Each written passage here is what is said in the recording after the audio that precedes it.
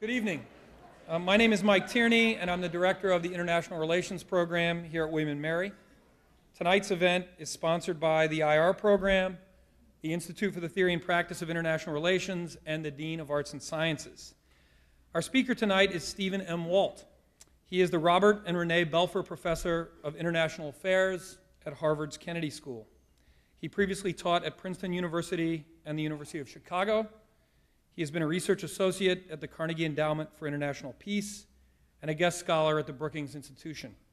Professor Walt has also served as a consultant for the Institute of Defense Analyses, the Center for Naval Analyses, and the National Defense University. Professor Walt is the author of dozens of journal articles and 4 books, including The Origins of Alliances, Revolution and War, Taming American Power, The Global Response to U.S. Primacy, and with co-author John Mearsheimer, The Israel Lobby. More impressive than all this is that in a systematic survey of international relations scholars in 20 countries that was conducted by researchers here at William & Mary, Walt was ranked in the top 10 scholars in the world on the question, who has had the most influence on the field in the past 20 years? And he ranked even higher on the question, who has done the most interesting work in the past 5 years? Professor Walt is a leading scholar representing the realist school of thought in international relations. In addition to writing academic books and articles, he is a frequent commentator on global affairs and writes one of the most read blogs at foreignpolicy.com. Since he walked onto campus this morning, well, to about 12 noon, he has presented a paper at the Government Department's research seminar. He sat for an interview with a student-run journal, The Monitor, and to the delight of my students, he taught my class. He has been extremely generous with his time today, and we have him for the next 90 minutes. Professor Walt is currently finishing a book about why U.S. foreign policy keeps failing, and tonight he will share some of his insights for that project. Ladies and gentlemen, Professor Stephen Walt.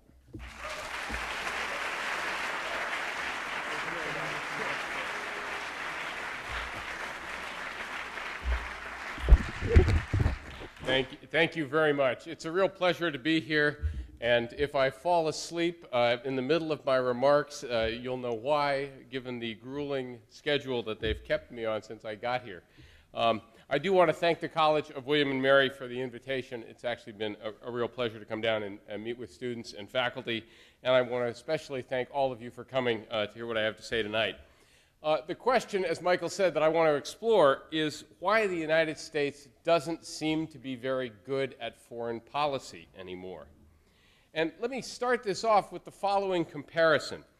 Between 1945 and 1950, a rather small group of foreign policy officials created the key institutions that still underpin the global order, such as NATO, World Bank, United Nations, International Monetary Fund. They also formulated and implemented the strategy of containment, did the Marshall Plan, managed crises in several areas, including the Berlin airlift. Via the 1947 National Security Act, they also created the key domestic arrangements for the conduct of U.S. foreign policy. And they did all this while facing a geopolitical rival with lots of military power and millions of sympathizers around the world. Now, their record was not perfect, and of course they had a lot of high cards to play in doing all of this, but still it was a remarkably impressive run. Similarly, I would argue that between 1988 and 1992, the first Bush administration managed the collapse of the Soviet Union, the reunification of Germany, and the first Gulf War all pretty effectively. On the whole, a very positive record. Now, by contrast, the record of American foreign policy since the end of the Cold War is at best mixed and at worst mostly one of failure, even though the end of that struggle left us without a peer competitor and on fairly good terms with virtually all of the world's most powerful countries. Yet despite this remarkably favorable position, the United States failed to secure a Middle East peace agreement despite the Oslo Accords. North Korea, India, and Pakistan all tested nuclear weapons despite our opposition. There was a genocide in Rwanda and recurring wars in Africa, which we did nothing to address. We did help end the Balkan Wars, but it turned out to be much harder than we expected, and the peace there is still somewhat precarious. We failed to build a positive relationship with Russia, mostly because we kept doing things that inflamed Russian sensitivities. Then we got struck on 9/11 in what was mostly a reaction to some perceived sins of U.S. Middle East policy, and we responded by invading Afghanistan and then Iraq. But then we failed to win a victory in either war, despite spending trillions of dollars and thousands of soldiers' lives. Now, there are some successes in this period, to be sure, but overall, this is not a record that is going to win anybody a spot in the Foreign Policy Hall of Fame, or a record that should have won anybody a Nobel Peace Prize. What makes this even more surprising is that we have a foreign policy establishment that is larger, more extensive, staffed with lots of well-trained and knowledgeable people. We have dozens of academics and policy wonks outside government to provide officials with expert advice. So given all of that, you think we'd be doing somewhat better at this. So with that as an introduction, let me identify what I think the main sources of foreign policy dysfunction are. And I'm going to divide them into two broad categories and then talk about different elements within each. The first set are problems that arise from our structural position in the international system. Paradoxically, the fact that we are so powerful and so privileged actually makes it harder to achieve a number of our foreign policy goals. The second set are a set of problems that arise from certain features of the foreign policy establishment, the institutions and processes, and the behavior that this encourages among American foreign policy practitioners. Now, in theory, those things ought to be fixable, although I will warn you in advance that I don't have a lot of clever ideas yet on how to do it. So let me start with the first set, the structural obstacles to an effective foreign policy. As I said, one of the reasons it's hard to have an effective foreign policy these days is the imbalance of power in America's favor. Now, why is that a problem? Well, first, when you're stronger than everybody else is, it's harder to have a disciplined discourse about foreign policy, and it's harder to set a clear strategy and stick to it. Strategy is all about setting priorities, making choices, and the United States has been so well off geopolitically since 1992 that we forgot there might be limits to what we could accomplish.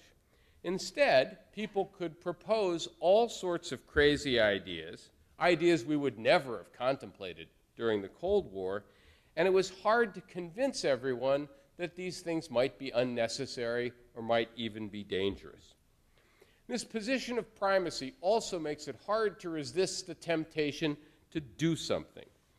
It's as if the President of the United States, whoever he is, has a big red button on his desk.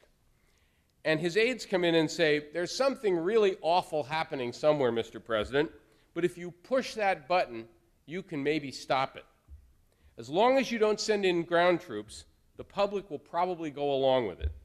And there's no danger anybody is going to retaliate against us, because the bad guys here, who, by the way, are really nasty, aren't really that powerful. They really can't harm us directly. Our vital interests aren't at stake, Mr. President, so you don't have to do anything. But if you don't push that red button, many innocent people are going to die. The choice is yours, Mr. President. Now, as we've seen with the recent debate in Syria, presidents don't always say yes when they face that choice, but they do so often enough to get us involved in lots of very difficult problems. Now, a related problem, of course, is just the sheer scope of America's foreign policy agenda. You could argue that the United States strikes out a lot because we swing for the fences. No other country is trying to accomplish as many difficult tasks on the world stage as we are. We're the only great power with a global military presence. We even divide the world into regional combatant commands like CENTCOM and AfricaCom and Pacific Command. What that means is if anything bad happens anywhere, we have a commander in the region, we have forces nearby, and therefore American credibility is almost automatically engaged, or at least so many people think. The result here is that America's foreign policy agenda has a tendency to become overcrowded simply because the United States is so preeminent. Now, a second related reason here is that there are really no easy problems left. Our past record of success has left us with nothing but difficult problems to solve. Founding fathers set out to conquer a continent, dominate a hemisphere, and they succeeded. We helped rebuild Europe and Japan after World War II. Both are reliably democratic, secure against invasion. The strategy of containment worked. The global institutions I mentioned earlier have been reasonably effective, etc. But notice what this means. The global issues we are left with today are the really hard residuals. If they were easy to fix, or if fixing them were worth a lot of blood and treasure, we would probably have done so already. Instead, today's agenda is filled with problems we either don't know how to solve, or where solving them really isn't worth much cost or risk, like pacifying Iraq after we occupied it, like creating an effective government in Afghanistan, like trying to resolve the Israeli-Palestinian conflict, a century old, dealing with countries like Iran or North Korea, or handling in some way this explosion of political participation we've been seeing throughout the Arab world. And notice, by the way, that many of the items on that list involve essentially social engineering in ethnically heterogeneous and poor societies. And I think both history and a lot of social science research tells us this would be hard for anyone to do, let alone a faraway power whose own history is very different and that doesn't understand these places very well. So that's a second structural reason. A third structural reason is that our position of primacy encourages obstreperous behavior by both our adversaries and our allies. Concerns about American power lead some states to join forces against us as a way of trying to keep the United States in check. So for the past 2 years, Russia and China have both been protecting the Assad government in Syria within the United Nations Security Council. Is this because they love Bashar al-Assad? I don't think so. Rather, it's in part because they went along with the UN Security Council resolution authorizing the use of military force in Libya, and we used that as a pretext to overthrow Muammar Gaddafi. For them, this is a very bad precedent. They don't like the idea of the United States unilaterally deciding who gets to rule and who doesn't. U.S. dominance also allows many of our allies to free ride, so that the United States ends up bearing a disproportionate portion of global burdens. 80 to 90% of the casualties in Iraq and Afghanistan, and 80 to 90% of the money that's been spent there was American dollars. We bore by far the disproportionate share of both wars. Finally, some American allies can become so confident of American support that they act recklessly, which then, of course, drags the United States into trouble. And once we get strongly committed to particular leaders, they can blackmail us by threatening to resign or threatening simply to collapse. President Karzai in Afghanistan is really the poster child for this. We can't really pressure him to reform because we think he's the only game in town, the only ruler Afghanistan has really had. The bottom line here is even if the United States had the best system for conducting foreign policy that human ingenuity could devise, we would still have a tough time conducting foreign policy today. Now, unfortunately, our system falls rather short of that ideal. And so let me now look sort of inside the foreign policy system and consider why our current institutions aren't working so well. In this category, the first problem I would identify is what I would call the activist bias of many foreign policy organizations. Just as there is an imbalance of power between the United States and the rest of the world, there's an imbalance of power between groups and organizations who favor lots of global activism and groups that favor some modicum of restraint. The American military, for example, is not generally pro-war. It's usually pretty skeptical about actually going to war, but it does define American security interests very broadly and sees the whole world as brimming with threats that we have to stand ready to address. Similarly, organizations like the Council on Foreign Relations, the Carnegie Endowment, the Brookings Institution, AEI, Heritage, the World Affairs Councils, etc., are all in favor of American global leadership. Indeed, some of these organizations were created to promote the idea of Americans being more actively engaged helping run the world. These different groups and the people within them don't always agree on specific policy measures, on what should be done with specific problems, but they all lean towards greater involvement rather than less. Plus, there are lots of smaller foreign policy interest groups and lobbies generally trying to get the United States to do something somewhere on behalf of someone.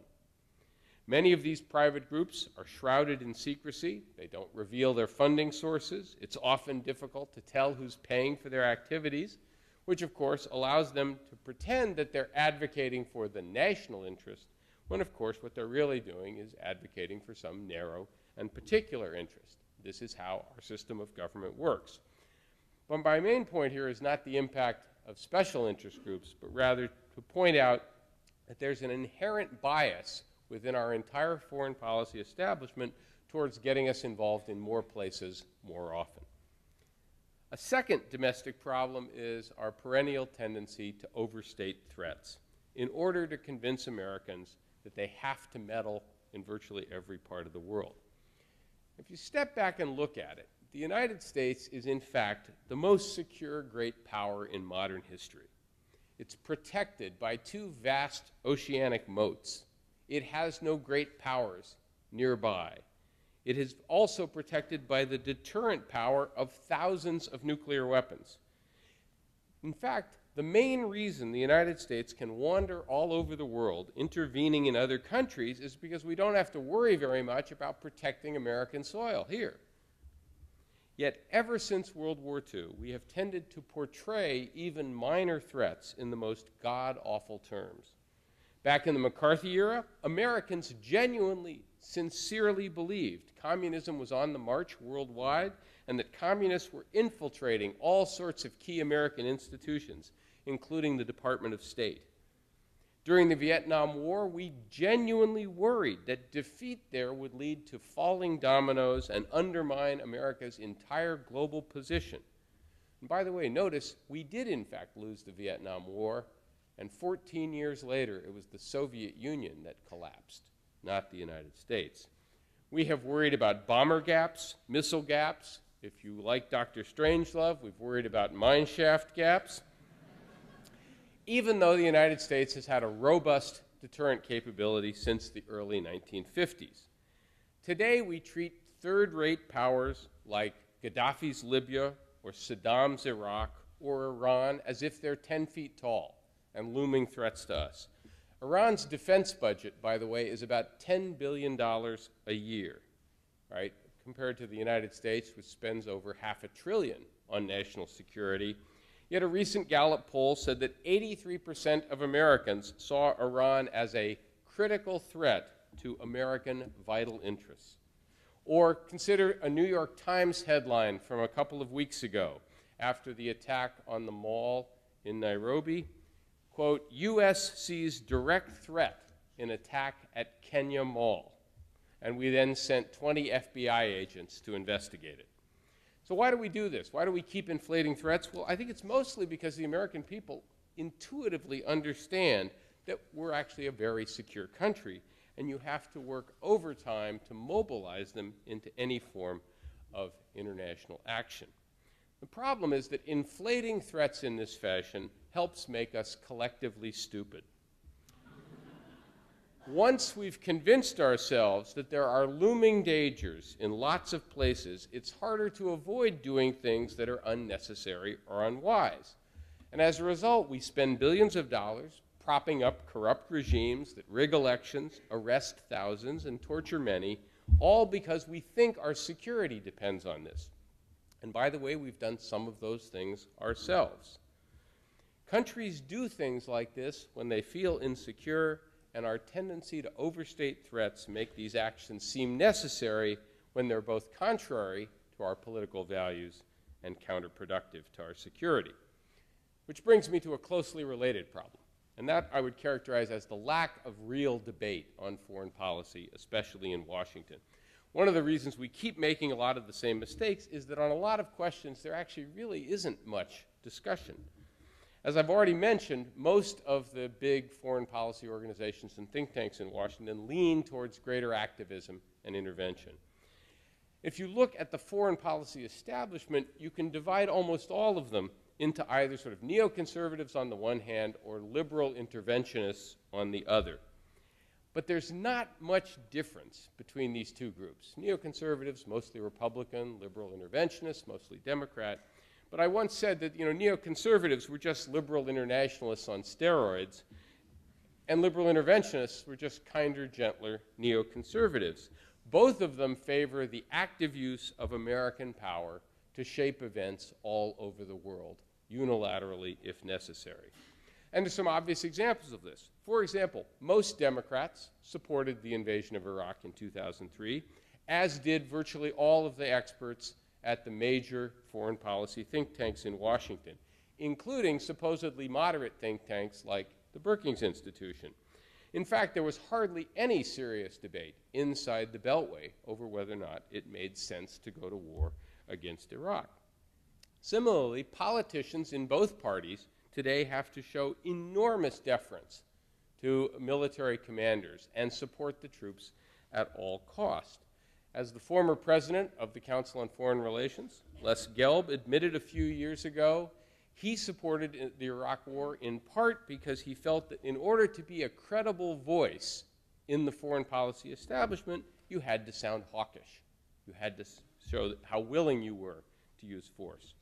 And one result is that civilian leaders are less likely to take a hard-nosed view of military recommendations, which is one reason, in my judgment, that President Obama got rolled on Afghanistan early in his first term and decided to escalate there, even though he probably knew it wasn't likely to alter the outcome there in any appreciable way. Even worse are the existence of a number of what I would call taboo subjects where no real debate is possible, or at least is very difficult. Let me give two examples. One is the American approach towards Iran. Until the last month or so, the United States had been following the same basic policy towards Iran for over a decade without any success. That policy entailed ratcheting up threats and sanctions on Iran to try and force them to give up their nuclear program. And even people who favored diplomacy, who favored negotiations, always had to add that that had to be combined with the credible threat of military force, that all options were on the table. But notice, we were in effect blackmailing Iran. Do what we want or else. And states don't like to give in to blackmail, because once they've given in once, it just invites repetition. Second, threatening another government with regime change is a pretty silly way to convince them they don't need a better deterrent. So if you're trying to persuade Iran not to get nuclear weapons, constantly threatening them with military attack might not be the smartest way. Finally, the policy has been an abject failure. Iran had 0 centrifuges operating in 2000, had only a handful operating in 2005, and has 19,000 of them now. So if this policy was working, you'd think maybe it would have had a slightly different outcome. Yet for the past decade or more, anyone who proposed a fundamentally different approach to dealing with Iran was not likely to advance in official circles, either in the Bush administration or in the Obama administration.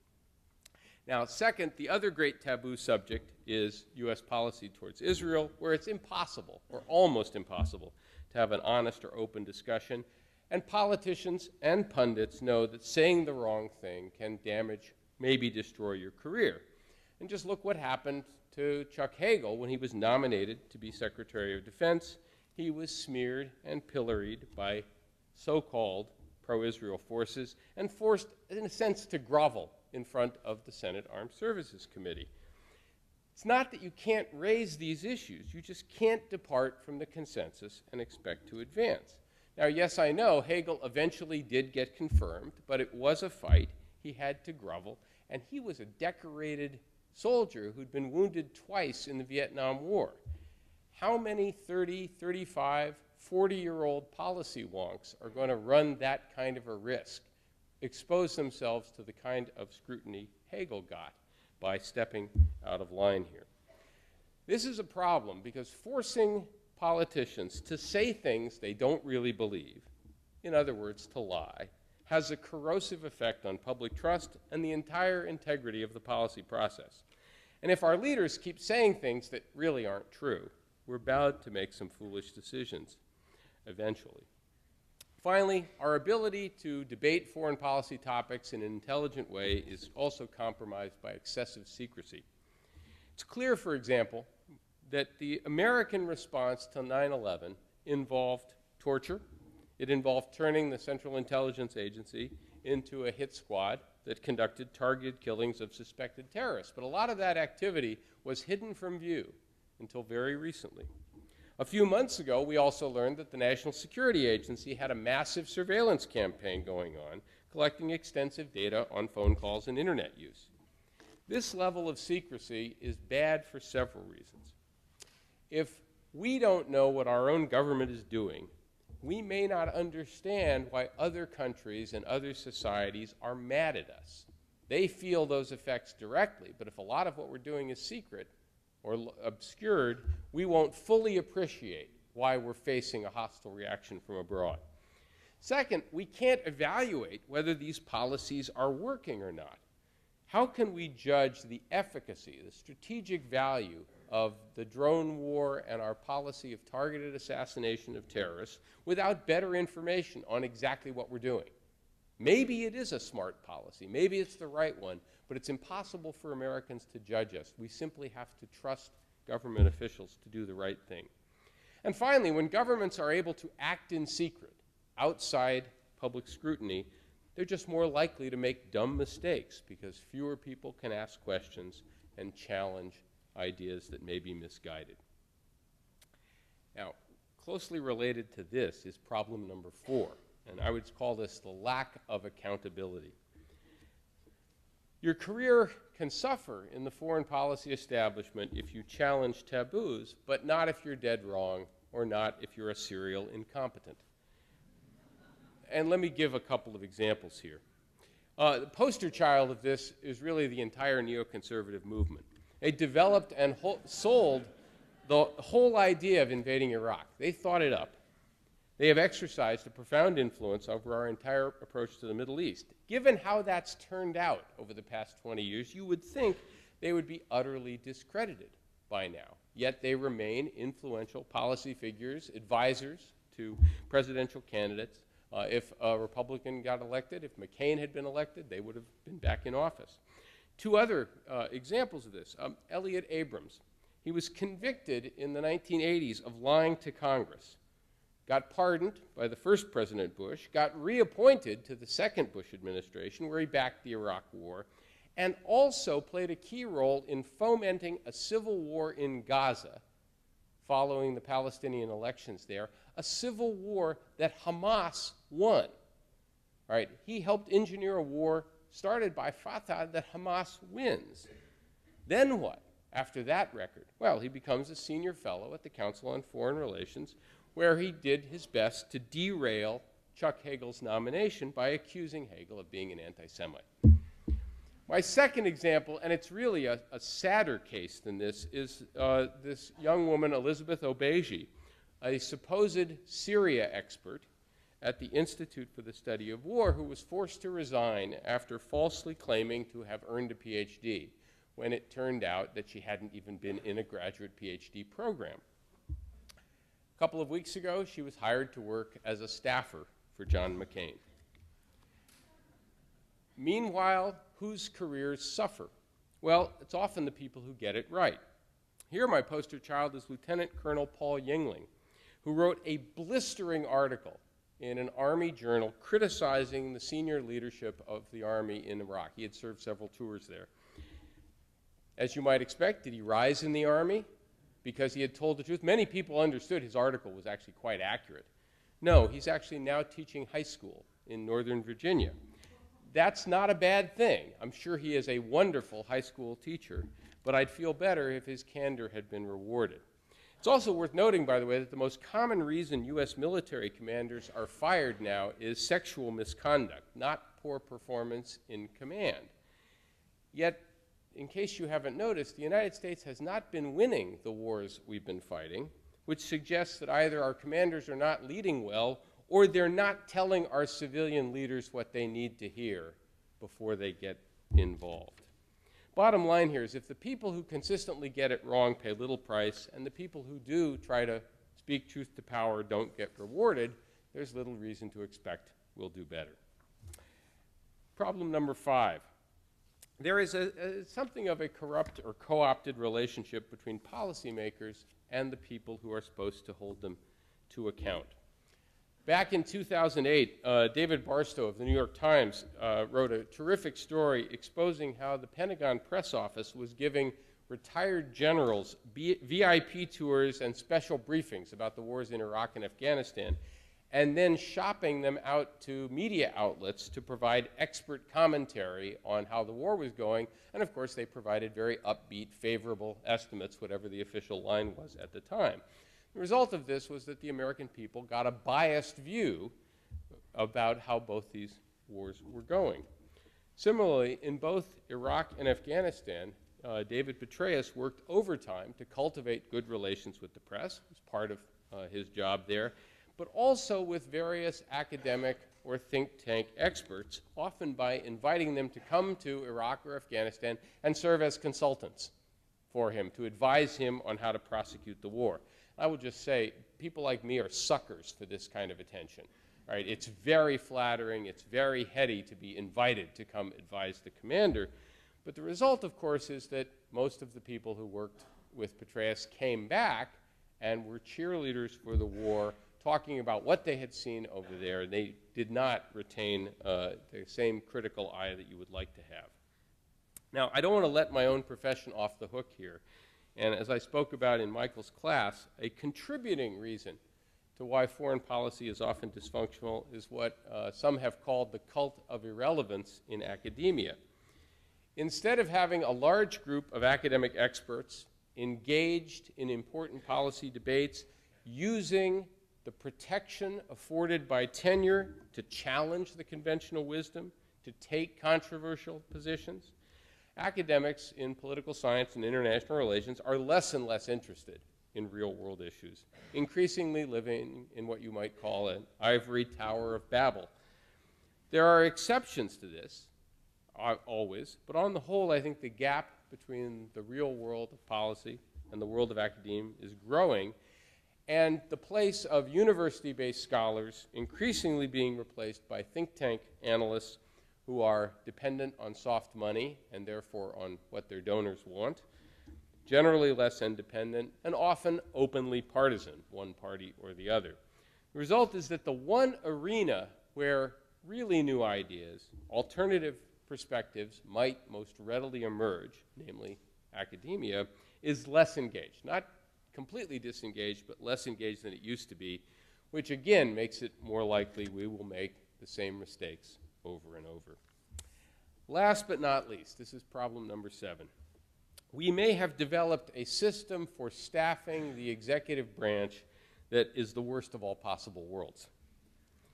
First, each president, when he becomes president, or in theory, she, has to fill about 3,000 positions, 3,000 presidential appointees, including 800 positions that require Senate confirmation.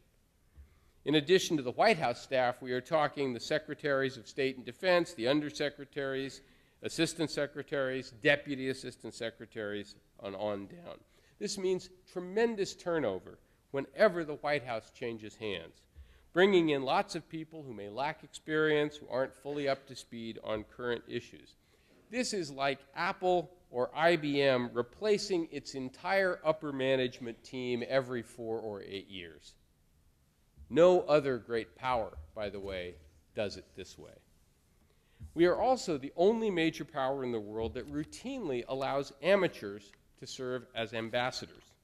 Roughly 30% of U.S. ambassadors are people who gave money to presidential campaigns, not trained professional diplomats. Again, no other great power has anywhere near that percentage. At the same time, the appointments process has gone completely off the rails. We have these very elaborate security and vetting procedures now.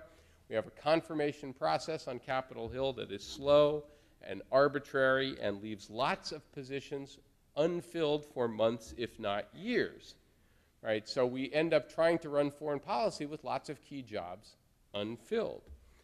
And by the way, we learned a couple of weeks ago that one of the private contractors responsible for handling this vast number of security clearances that we now require wasn't actually doing the work.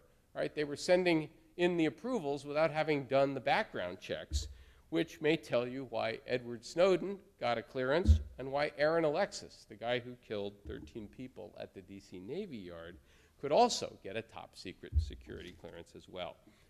Last but not least, we have a 4-year presidential term. We have an election campaign that lasts well over a year now. So the country and the incumbent are distracted for more than 25% of a president's term. Well, if you put all those reasons together, I think there are 10 conveniently, the real question is not why U.S. foreign policy often fails. The real question to ask is why it ever succeeds. And the answer, and this goes back to my very first point, is that the United States is in such a favorable global position that we can make lots of mistakes and still be in reasonably good shape. Now, let me close this by anticipating a possible counter-argument. Couldn't you argue that the United States has learned from these past mistakes? We've had a bad 20 years, but we've learned. And we're actually making lots of intelligence adjustments. We're out of Iraq. We're getting out of Afghanistan. The American military has lost its brief enthusiasm for counterinsurgency warfare. There was very little public support for military action in Syria. Instead, we've turned to diplomacy, first in Syria and just the last couple of weeks with Iran. So the real lesson here is that our system, despite its flaws, really does adapt over time. And with a bit of luck, Obama will end his presidency with some big foreign policy wins, maybe a nuclear deal with Iran, chemical weapons out of Syria, maybe even some kind of two-state deal between Israel and the Palestinians. What do I say to that? Well, I certainly hope that's the case, and I was encouraged by a lot of what we've seen in the last few weeks. But let me offer a few cautionary points. First, we have a long way to go before we have a meaningful deal, and Obama is going to have to overcome a lot of obstacles here to get it done. Second, these recent events aren't compelling evidence of really skillful foreign policy making. Obama and Kerry painted themselves into a corner on Syria and basically got bailed out by Vladimir Putin in Russia. When he offered them the life preserver, they grabbed it, which was smart. But the point is that the life preserver came from Moscow. We're also no closer to ending the Syrian civil war or to determining that we should just stay out. So that one's not over yet.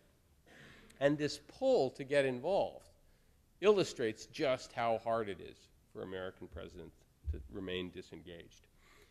Second, there wasn't really a new U.S. initiative in Iran. The key event there was the election of a more moderate Iranian president who began a major outreach to the United States and to others. Now, again, I think the Obama administration has reacted well to this outreach, but also very cautiously, and caution is, of course, appropriate. We could have had, by the way, an even better deal, in my judgment, back in 2005 or so, before Ahmadinejad got elected, back, in fact, when Rouhani was handling the nuclear profile, or the nuclear file for Iran. So we've got a ways to go there. It's not yet a sign of truly adroit American diplomacy. And finally, I think there is a zero chance of a Middle East peace deal, certainly not the kind of deal that would end the conflict. I could say more about that if you'd like. Lastly, I'm worried about the inconstancy of U.S. foreign policy.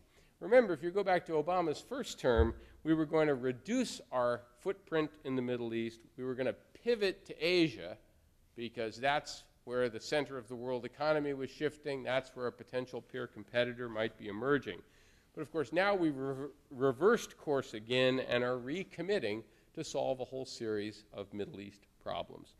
Again, to me, it's a sign of how hard it is for the United States to set priorities and stick to them over time. Now, having offered up all this cheerful analysis, let me close on a slightly more optimistic note. Although I think the American political system seems to be pretty bad at foreign policy, unlike, say, economic policy, in the end, it may not matter as much as you might think. China is likely to face significant economic headwinds and social problems in the years ahead. The European Union is facing its own economic woes, and it's going to take a long time for them to work themselves out. The Middle East, in my view, is likely to be racked by various forms of instability for many years to come. Events like the Arab Spring do not settle down in a few weeks or months or even years. India, Brazil, and Turkey, countries that have done very well over the past 15 or 20 years, are now also facing significant economic challenges and also political problems. Unexpected demonstrations in Istanbul and in Brazil, for example. And in the meantime, the American economy is, in fact, expanding, if not particularly vigorously. The advent of hydraulic fracking is going to make us energy independent and probably contribute significantly to economic growth in the future.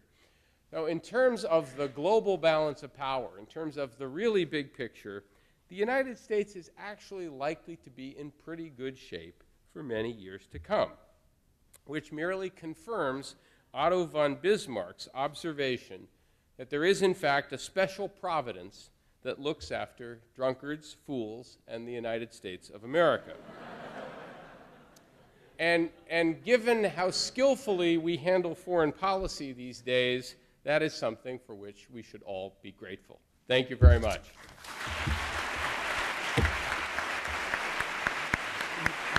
Yeah. Thank you.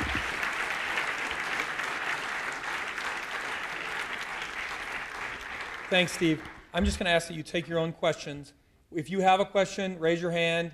Professor Walt will identify you, tell us who you are, and then speak very clearly, loudly, and be concise.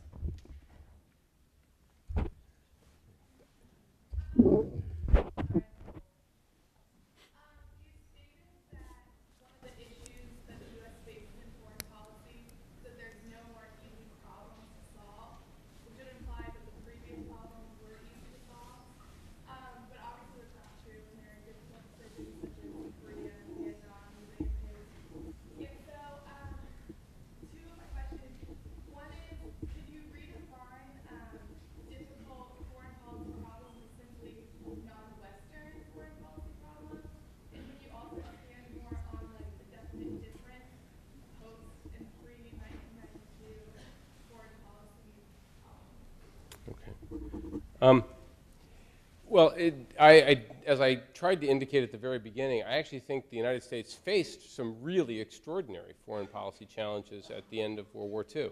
You had the continent of Europe completely devastated. Japan, we had bombed Japan into significant economic rubble. And we had this rapidly deteriorating relationship with the Soviet Union, which was militarily powerful, didn't trust us at all, didn't like us very much, and had lots of supporters, people who were very sympathetic to communist ideas in various parts of the world. So if any of us had been sort of looking at the world in 1945, you would have said, well, we've got a lot of serious trouble to deal with. And I don't think we handled it perfectly, but we did a lot of remarkably far-sighted and even innovative things, and it was done by a relatively small group of people. The policy planning staff under George Kennan was something like 6 people, right? It's now 40 or so, right? It was a very small group who got a lot of big things right, and a lot of them weren't necessarily easy, although, with hindsight, some of them perhaps look a little bit easier now. But I guess my point was that we did manage to solve a lot of big problems in that period and create an architecture for helping manage global problems that has worked pretty well. Many of the problems we are facing now are, or trying to deal with, are really just either intractable. Like they've been around for a century, and if they were going to be easy to solve, we would have solved them already. Kashmir, the dispute between Pakistan and India over Kashmir dates back to 1950. If you ever study it, it's just, it's impossible to determine that one side's really completely right and the other side is completely wrong. Hope I haven't offended anyone, but that's my view on this. There's lots of errors on both sides there, and it's just a mare's nest that's very difficult to unravel. Similarly, the conflict between Israel and the Palestinians goes back to the beginning of the 20th century, if not before that. If it was going to be easily resolved, we might have already done so. So I was suggesting that a lot of the things that are left over here are, in fact, really hard. That's why they're still around. And you said, I compare, pre-92, post-92. The one difference, and I'm not nostalgic for the Cold War, but the one thing about the Cold War was it did impose a certain discipline on the setting of priorities. So if anybody had walked in 1985, when Ronald Reagan was president, and said, Mr. President, I have a great idea. Let's invade Iraq and overthrow Saddam Hussein as the first step at regional transformation throughout the Middle East. We'll do Iraq first, and then we'll knock off Iran, and then because we don't like them, remember, and then we'll take care of Syria too. Create a bunch of stable pro-Western democracies that will be grateful to us for getting rid of these dictators. If somebody had walked in that, Ronald Reagan would have said, are you nuts? Iraq is an ally of the Soviet Union. The Soviet Union has thousands of nuclear weapons, and it probably wouldn't cause World War III, but it might. And that would be the end of the discussion. Well, after 1992, right, suddenly the United States begins to think it can do almost anything. Right? And that's particularly true when you start thinking about the run of military action that preceded up until the Iraq War. 1990-91, the first Gulf War goes very, very well, and the first Bush administration knows when to stop. Then we have no-fly zones in Iraq for a decade without losing a plane. We fight the Kosovo War, hardly any consequences. It's harder than we think. It's, some minor costs, but it looks ultimately successful. Then after 9/11, we go into Afghanistan. And remember when the Taliban was overthrown in about 6 weeks by a very small group of American special forces and a lot of money? I mean, we bought up a lot of loyalty from various Afghan tribes too. But the American military begins to look like it's magical. Like it can do anything. No one can stand up to it, which meant that in 2002, 2003, when people began to say, let's go into Iraq, it was very hard to convince people this wasn't a bad idea. Because remember, Afghanistan hadn't gone south yet.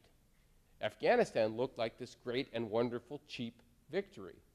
Go in, knock off the Taliban, put in Karzai, we're good. And that's what people thought would happen in Iraq. Right? So part of what's happened in the post-92 world is we've lost the sort of enough danger out there to focus the mind and keep us from doing some things that are really pretty crazy. Now, I do think you do see one piece of learning since then. I think it's quite clear that the Obama administration is not going to put large numbers of U.S. ground troops anywhere. Right, that we use drones, we use small groups of special forces, we might use cruise missiles. We're in a sense going back to the way Bill Clinton handled these problems, at a distance with high technology and not by sending the Army in a big way, because that's expensive, and once you put large numbers of American troops almost anywhere where there's trouble, they become the target of everyone there rather than being out of sight and out of mind. Yes, ma'am, right there. I'll sort of work my way back. Hi, I'm Grace. I'm a senior at the college studying international relations. Thank you for speaking to us. My question was, as I was listening to your points, when you talk about these problems, it relates to me to the problem of international development and what the United States can do in this realm. Do you think that these points that you have relate to what we can do internationally, because we have the same problems? I should preface this by saying I am not an expert on international development, on economic development in particular. I have colleagues who are, and I occasionally hear of things they say and I learn from them, but this is not an area that I think of myself as having a great deal of expertise. But I will say a couple things. First, I think the track record of American development policy is pretty mixed. And that's actually true of a sort of broader global development policy, whether it's the World Bank or other efforts that have been made to do that. And I think what we have started to understand is that you can pour lots of money into various programs in various places. You can build roads, you can build bridges, you can do a whole series of things. But ultimately, what matters is the creation of effective political institutions in these places that provide accountability for the leaders, that keep corruption under control. That means that after you've built the road, there's actually an indigenous agency that's capable of keeping it repaired over time and has sufficient resources to do that and can collect revenues off the economy that's now starting so that they can continue to keep repairing the road.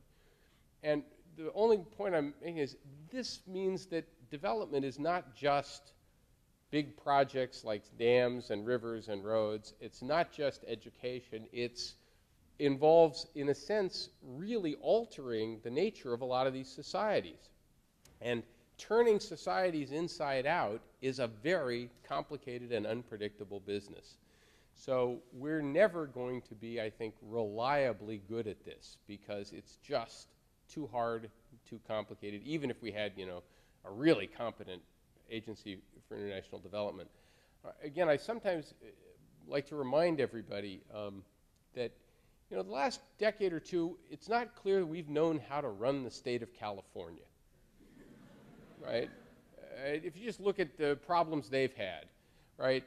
And to think that we're going to swoop into some developing country that has religious or ethnic differences that go way back, that has a history of conflict, that doesn't have high levels of education, where women aren't given the same opportunities that they might be given here, et cetera. We're going to swoop in there, and in 10 years, we're going to turn that place around.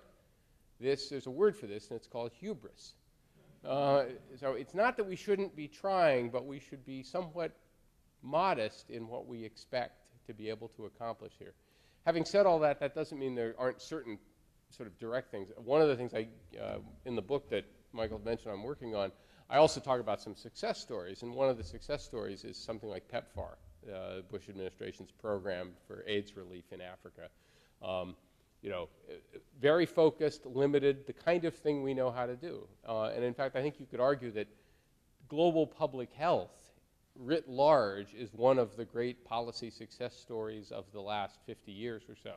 That we actually, we know how to immunize people, we know how to provide better basic healthcare services, and that turns out to have lots of positive economic effects too. We're very close to exhausting my knowledge of this subject, so I will stop and take the next question. I had already pointed at him, and then I'll move over here. So, yes. No, I was talking to him, yes. I was pointing at him.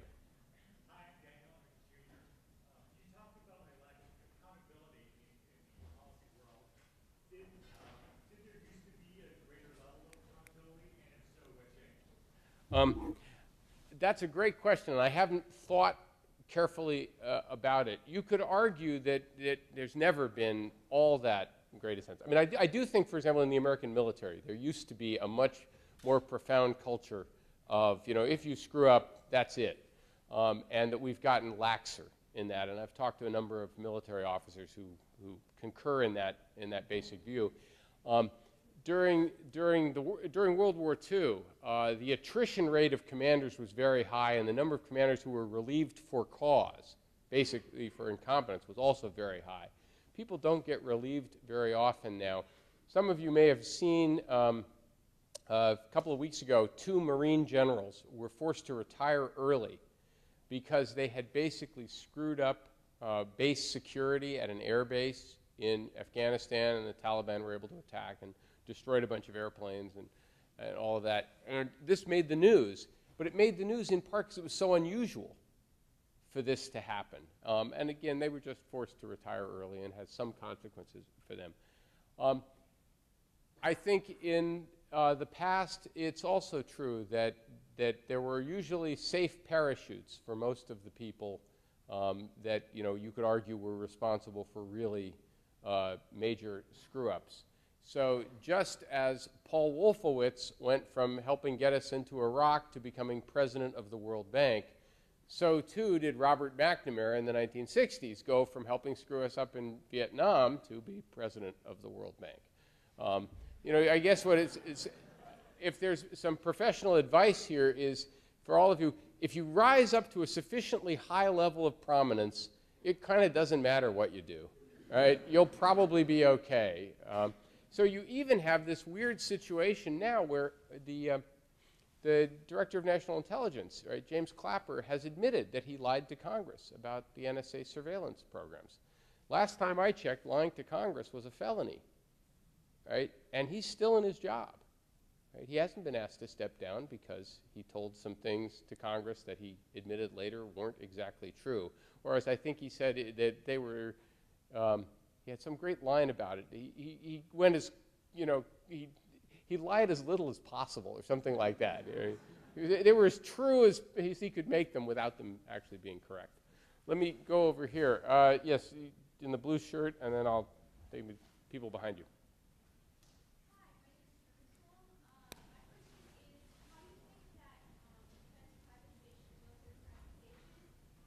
Can you speak?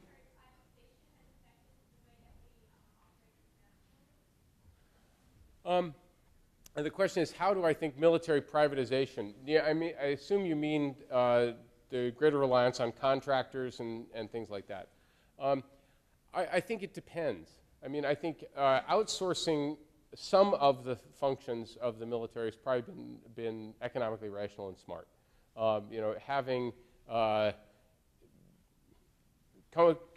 companies like McDonald's producing, rations en masse and shipping them in that way, having them handle aspects of logistics may be more effective. I'd love to turn a lot of military logistics over to Amazon.com because they seem to be able to get me anything almost instantaneously, which is pretty impressive. I think the greater reliance on private security forces, it's much more worrisome, because these are groups that aren't as accountable, where we don't have as much control, but in terms of the societies in which they're operating, they're indistinguishable between people wearing the uniform, right? So if you're, a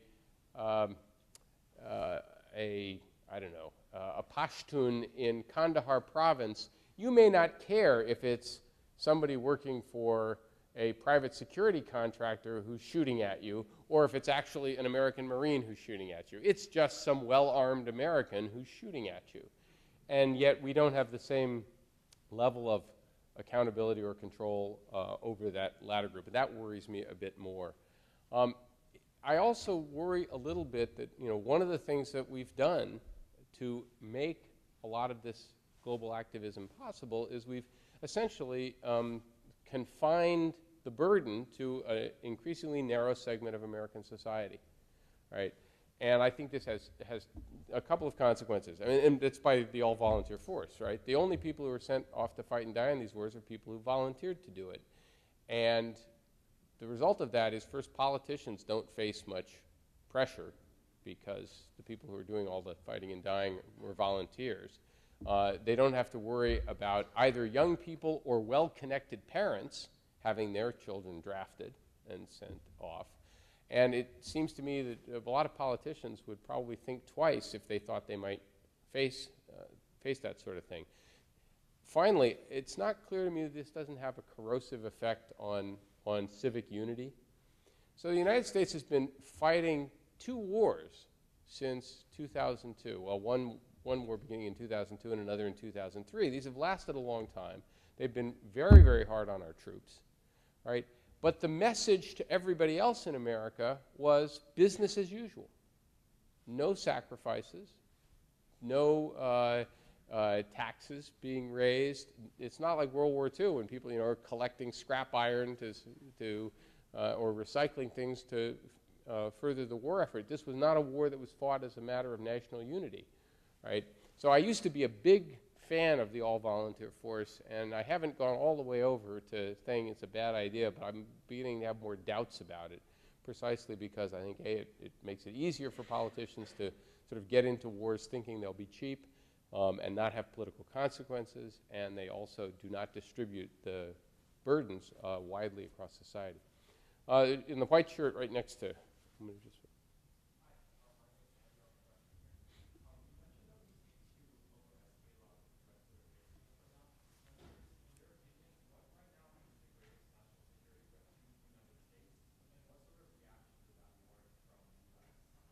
Oh, great question. I think there's one. I'll point to two. Okay. I think, although I think the danger of international terrorism is actually grotesquely overblown in our public discourse. Right. The actual risk that any of you will be affected by a terrorist incident is lower than the risk that you're going to be affected by falling in your bathtub. The number of Americans who are killed every year in bathtub accidents is higher than the number of Americans who have died in terrorist incidents over the last 15 or 20 years. You could look it up. So most forms of terrorism are a problem. They are something to worry a little bit about, but they are not, fortunately, not a mortal, vital threat to American vital interests. The exception to what I just said is the possibility that a terrorist organization might get their hands on a nuclear weapon. Right? I regard that as a very unlikely event, but it is not so impossible, and the consequences might be so severe that it's worth spending some time worrying about. And the good news here is the solution to that problem is mostly making sure that all of the nuclear material in the world that could be used to make a nuclear weapon and all of the actual weapons that already exist are under very reliable custody and control. Right? I am not worried that any government that has a nuclear weapon is going to give them to a terrorist. No government would do something crazy like that. But I do worry about theft. I do worry about unauthorized acquisition. And the solution to that is something we actually know how to do. We know a lot about how to create very reliable nuclear custodial arrangements, and we should be working very hard to do that ourselves and to get as many other countries around the world to do that. So it's a serious problem, but there's a very ready solution, and it doesn't cost gazillions of dollars. So that's one threat, but it's a manageable one. The second one, every year I get more concerned about climate change. I say that as someone who's, my wife's family used to own a house on a barrier island. Hurricane Sandy took care of that last year, and I think there's a connection there. And I think if you look forward, this is a hugely difficult political problem, very hard to figure out how we're going to solve it, easy to kick the can down the road because it's our grandchildren who are going to suffer from this. But if I ask myself what's going to affect the lives of millions of Americans, not to mention billions of people in other parts of the world over the next century, I think the consequences of climate change are the ones that worry me the most. Let me go different part of it. Yes, woman right there. Yes, you.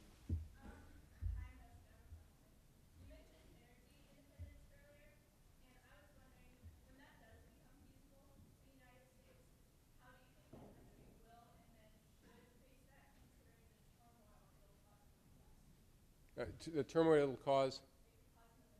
Right. Well, it's not going to cause turmoil, or at least not directly cause turmoil in the Middle East. The United States doesn't import very much oil or gas from the Middle East anymore. We get most of it from the Western Hemisphere, from ourselves, from Canada, and actually Venezuela.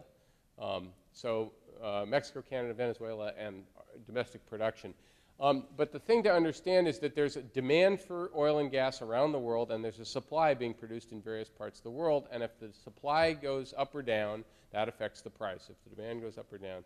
So we have an interest in oil coming out of the Persian Gulf right now, because if it stopped tomorrow, the price of oil and gas would soar, and we would all be paying more, and the American economy would be hurt, as would the rest of the world economy. So we have some interest in oil and gas coming from the rest of the world. If the United States starts to produce a lot of oil and gas and converts lots of things that burn oil now to burning natural gas, which is cleaner, this has a series of potentially really nice effects. It'll make American manufacturing more competitive because American manufacturers will pay less for energy. It will make it easier for the United States to meet various climate agreements because oil and gas, or gas is better than burning oil or coal. So, just by converting to natural gas, we actually meet a lot of Kyoto-style targets without changing anything else. Third, and this is the one that really intrigues me, if the United States starts producing all this stuff, we're going to become an exporter of energy again. And then suddenly our position on oil and gas prices changes. Right? If you're an energy exporter, you actually kind of want the price to go up around the world so you can sell it and make more money. And when you think about it, this could be a real win-win for the United States, because we would actually be better off from a climate change perspective if the price of oil and gas was a lot higher, because people would then conserve and alternative sources of energy would be more feasible.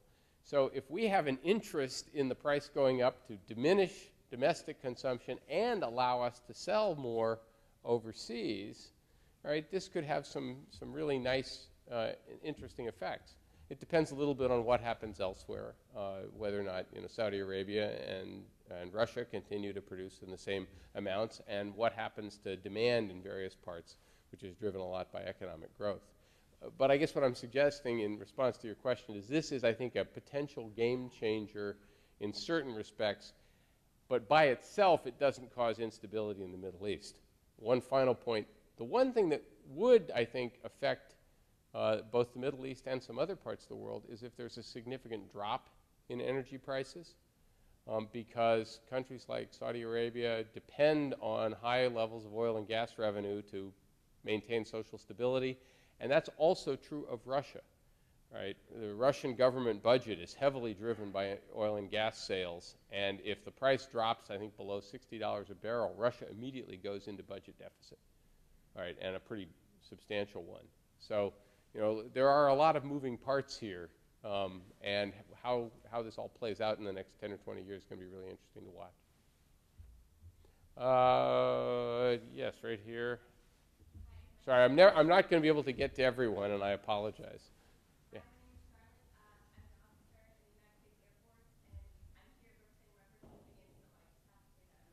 Oh.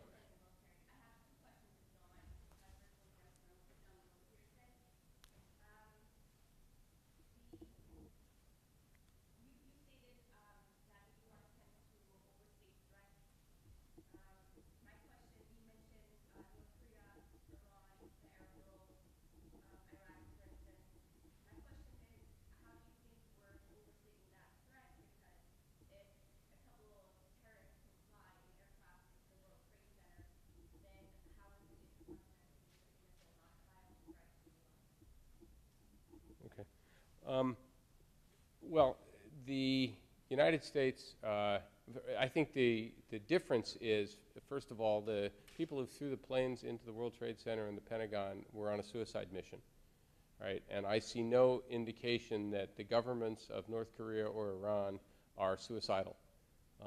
No evidence whatsoever that these are countries that would willingly commit suicide. And using a nuclear weapon on an intercontinental ballistic missile or hidden in a fishing boat or put in a containerized cargo box. Any of those delivery mechanisms, once traced back to the point of origin, and we actually have pretty good nuclear forensics, so it's pretty good at tracing where things came from, we would retaliate, and these countries know it.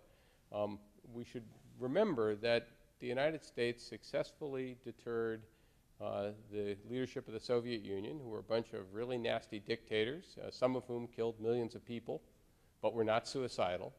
And similarly, we deterred Communist China under Mao Zedong, who was one of the world's great mass murderers, right? And he was deterrable because he didn't want to commit suicide either.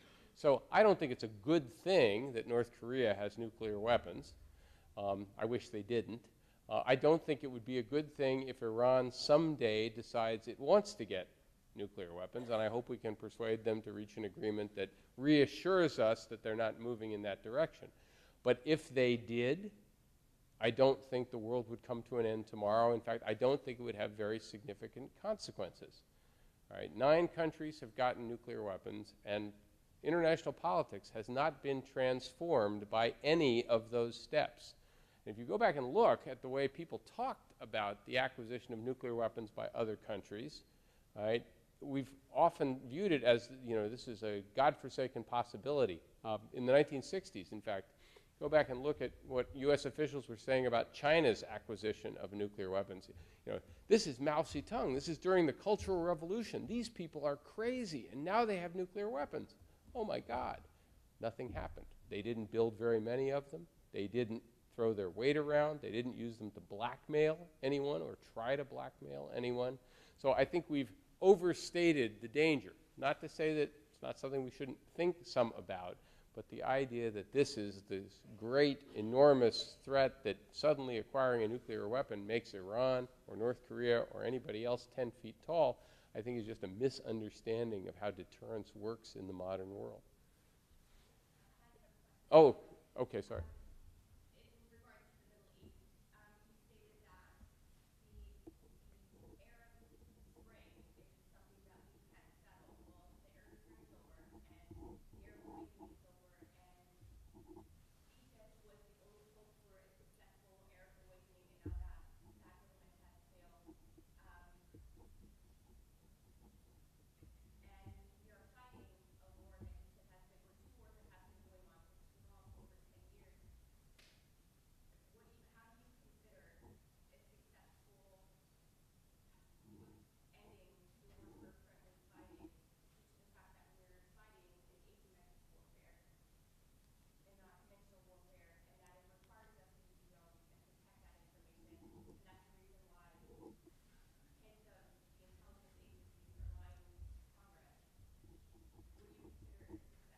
Well, there's a lot of moving parts in that question. Let me be very clear here. I think we lost the war in Iraq. That was not a victory.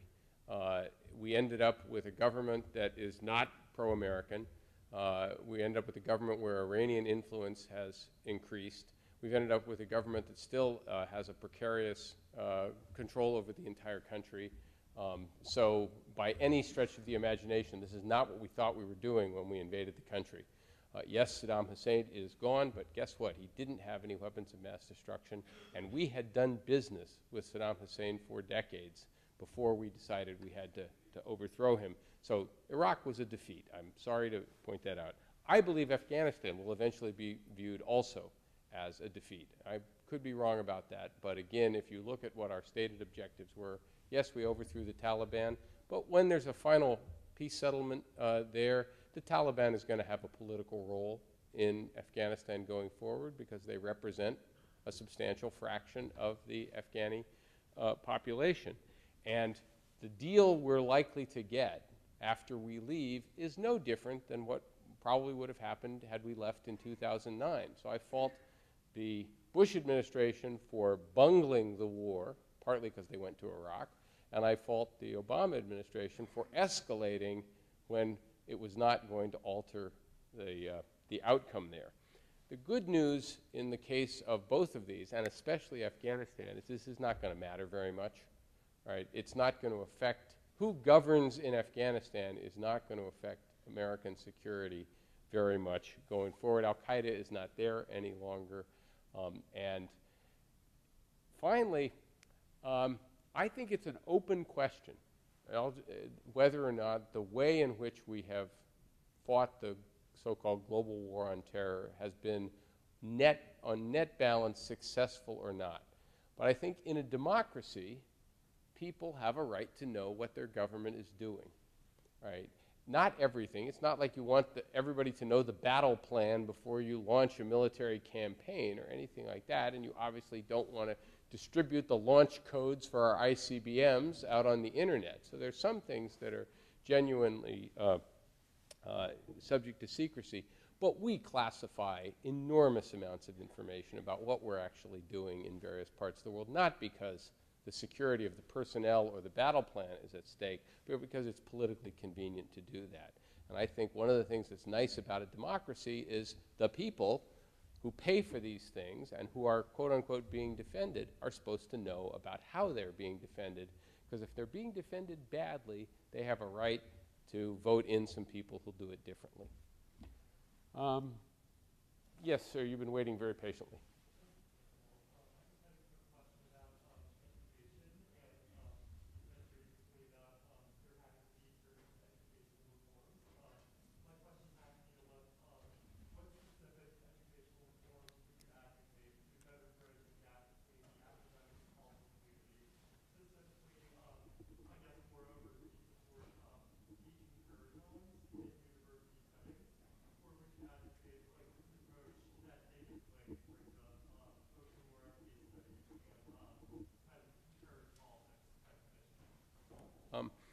This is a question that sort of follows from the talk I gave earlier today on how to create more policy relevance. I'm going to answer it in a slightly different way. I'm not sure it matters all that much, particularly at the university level, precisely how international affairs courses get taught. If I were, the czar of American education, I'd do like two things. I'd start foreign language training, like age 4, and keep it all the way through high school so that Americans learned another language and got exposed to another culture. And I would significantly ramp up the basic teaching of world history. People who are really interested in the international politics field and in what political scientists and other scholars have come up with to try and explain that will then pursue that on their own. But I wish that more Americans had just a basic appreciation of how the world got to where it is, and it had a pretty wide-ranging view of sort of world history. Also, if they understood how that history is told in other countries, right? That every country has its own national narratives. It has its version of how World War I happened. It's usually a pretty sugar-coated version where every country thinks it was mostly pretty good and everybody else was mostly pretty bad. But it's really instructive to read how other countries remember their past and how they remember our past or what we've done. And I often tell students that they really ought to make sure, if they're interested in international affairs, that they, on a fairly regular basis, read some news sources that are not American. There's a website called Watching America. It's either .org or .net, which is a digest of news stories from all over the world. They translate them so you can read, what's in the Japanese newspapers, what's in the Guatemalan newspapers, what had just appear in Jordan, etc. And as near as I can tell, they don't have a political axe to grind. It's not like you only get the left-wing newspapers or you only get the right-wing newspapers. You get a pretty wide setting. And it's just fascinating to read how they describe world events, right, including events that are happening here in the United States.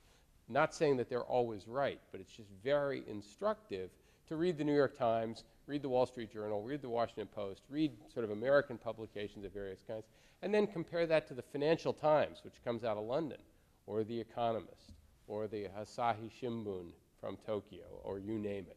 Right? It starts to open you up to the fact that how we tend to see things is not the way they are seen elsewhere. And if you have to deal with people from another country, knowing that their basic view of how we got here is fundamentally different is instructive.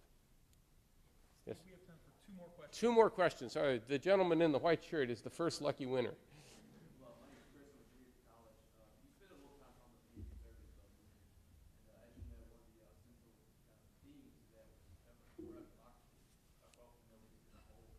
Do you think, given the social and religious aspects of the Middle East, democracy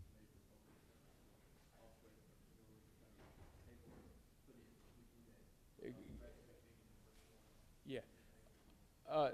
If I'm get to the basic question is the Middle East broadly defined immune to democracy or not? Could democracy really emerge there? Is that a fair? Right. I think so. I don't think there's anything intrinsic to the nature of Middle Eastern societies that prevents this from happening. But it's not a process that is easy to inject from the outside, to bring in on the back of a tank, or to expect to happen quickly. Everybody ought to remember that the emergence of representative democracy in Western Europe and the United States was a long and protracted process, taking centuries and involving wars and revolutions and much human suffering. And it proceeded in fits and starts, right? And therefore, what I found peculiar about the neoconservative version that we're just going to go in and export this into the Middle East quickly is that it was completely ahistorical. They had no formula, and if they knew anything about the spread of democracy in the world, it was a contentious, contested process that does involve a considerable amount of social turmoil. Why? Because changing the basic set of rules by which a society is governed empowers some people and disempowers some others. And the ones who are being disempowered by it often don't like it, and they try to do things to stop it. Case in point, Egypt. Right? So I don't think the region is immune to it, but it's not going to be something that happens quickly, and it will happen primarily because of events happening within those societies and not because outsiders show up, hand them a copy of the U.S. Constitution, and tell them good luck. Okay. Oh, boy. Let me go all the way to the back. Pink shirt, I think you're right there. Yes.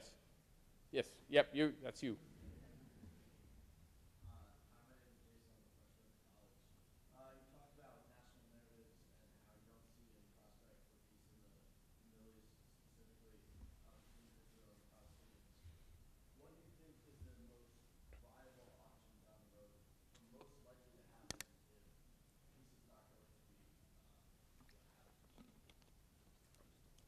Oh, boy.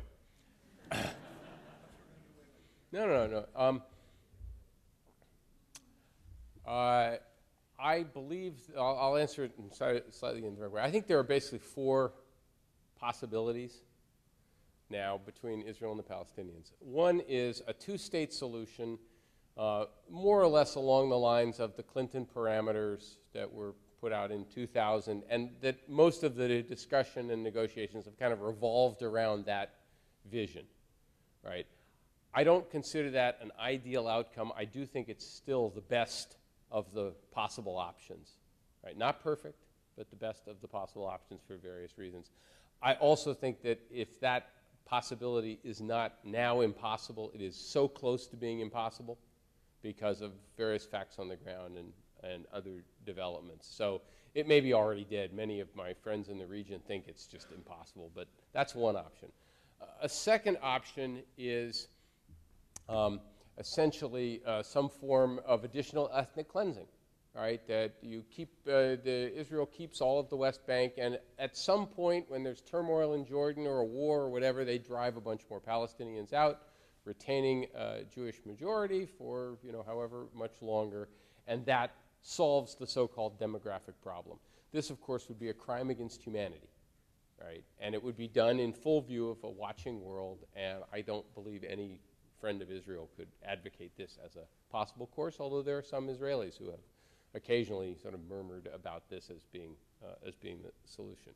A third option is one-state democracy, right? That, okay, we have one state. Forget two states. We're going to have one state and just equal political rights for both groups, right? Now, Israeli Jews, of course, are not interested in this because they would like a Jewish state. And up until recently, most Palestinians have wanted a state of their own. But when you think about it, one-state democracy kind of where everybody has equal political rights on an individual basis and we don't pay attention to race, creed, color, etc. Does that sound like any countries you've ever heard of? Right? It's at least what American ideals are, if not always American reality.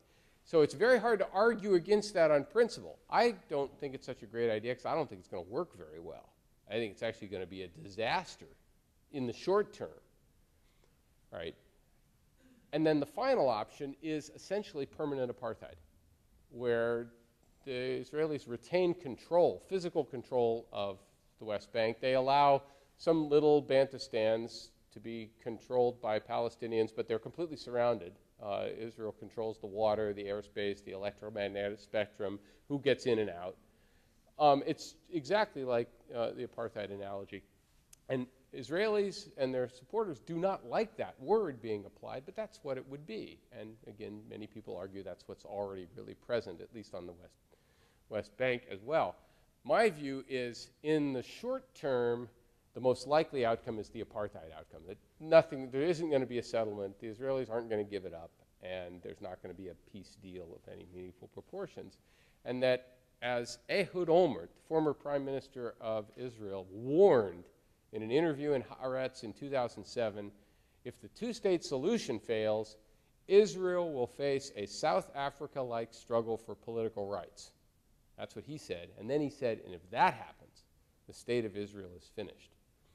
And his argument would be, we end up with permanent apartheid that inevitably turns into a campaign by Palestinians, not for a state of their own, for just the right to vote, the right to be treated as equal citizens in the political entity in which they are now living, right? And boy, that becomes a very hard thing for other democracies not to back, not to be in favor of. How could you possibly support as a permanent condition the disenfranchisement of several million Palestinians? So where do I think we're going to, I think, if you had to, where I would bet, is we're going to end up in the short term with apartheid, in the long term with this campaign for Palestinian civil rights. How that turns out, I do not know. As I say, this does not make me very happy, because I don't think that's a particularly promising solution, and I think it condemns both peoples to another generation or two of strife and contention, and it condemns the United States to being associated with a lot of that stuff. All right, so it doesn't make me particularly happy to have that as my forecast. In that case, I hope I'm wrong, and John Kerry pulls a rabbit out of his hat as soon as he gets done with Syria and gets done with Iran. I would like that. It would be a pleasant experience to be proven wrong. Thank you. Stay here for a minute. Stay here. Thank you very much. Steve, thanks very much for sharing your insights. When is the book coming out? Oh, as soon as I write it. I thought this was imminent. No. I'm actually just getting started. So I'm on leave this year, so I'm spending the year writing it. So we cannot pre-order this on Amazon. Yeah, boy, I wish. No. Well, thanks very much for sharing your insights tonight. We've got a lot to think about. Okay. Appreciate it. Thank you very much.